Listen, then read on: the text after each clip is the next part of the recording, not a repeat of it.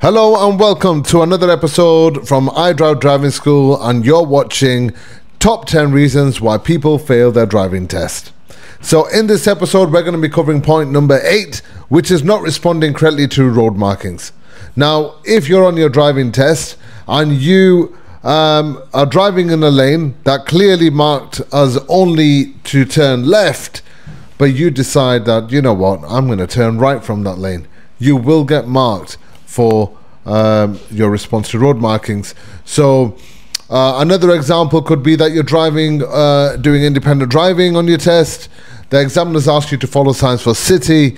You see the markings on the road. It said clearly displayed city as the left lane, but you decide to use another lane which was not marked for city, and you decide to use that lane to turn left, and you do something dangerous. Now remember guys, going the wrong way is perfectly fine on your test as long as it's genuine and as long as you keep the car safe.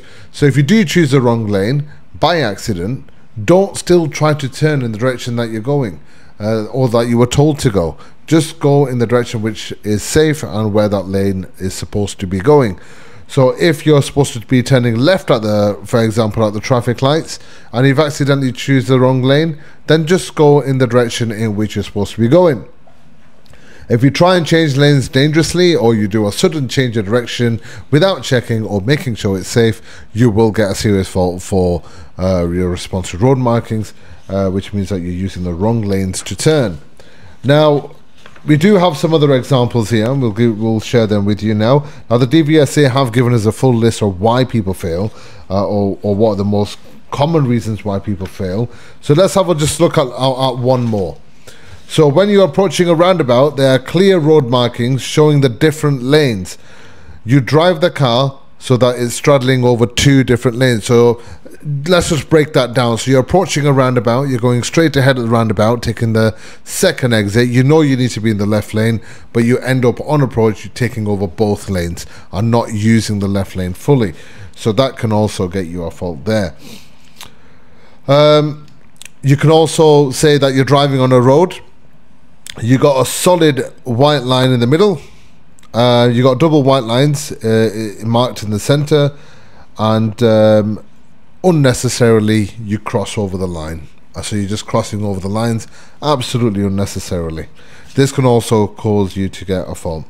Another fault that I've normally seen learners do when I'm taking them out for lessons is ignoring hatch markings, and sometimes we have to go around the hatch markings and they're being ignored and they just go straight over them for no reason at all, especially when it was clear to go around them. So that's another reason why. A yellow box junction, again, as we mentioned before, a yellow box junction, if you go into it partially or fully into it when your exit is not clear, then you will get a serious fault for your response to road markings. If you're driving down a road as well and you see a keep clear on the ground, make sure that you're not going into it, otherwise you will get this fault as well. Another reason could also be ignoring bike lanes. So when you're going into a bike lane unnecessarily, or if you're stopping at the lights and you unnecessarily go into the area that is reserved for cyclists, you could end up getting marked there as well. At mini roundabouts, you could be marked for this if you're ignoring all markings. So if you go completely 4 tires all over completely over the circle that is marked in the center of a mini roundabout junction, and you just completely drive over it, or if you completely ignore the markings altogether, remember, look at the arrows and look at the markings clearly. So guys, best advice here is look at the markings in front of you. If you do go into the wrong lane, then make sure, just keep it safe and just go in the wrong direction. Don't need to panic or swerve and try and still correct the direction you're going, especially if it means that if you're going to be affecting another driver, or if it means you might be doing something dangerous. So that's everything guys. If you do have any questions, please do leave them in the comments. Please subscribe, like and share this video. All your support does help. In our next video we're going to be covering point number 7, which is not responding to traffic signs.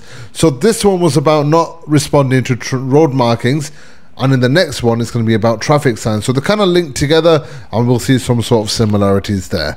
So thank you for watching again. We'll see you on point number 7 in the next video. Thank you.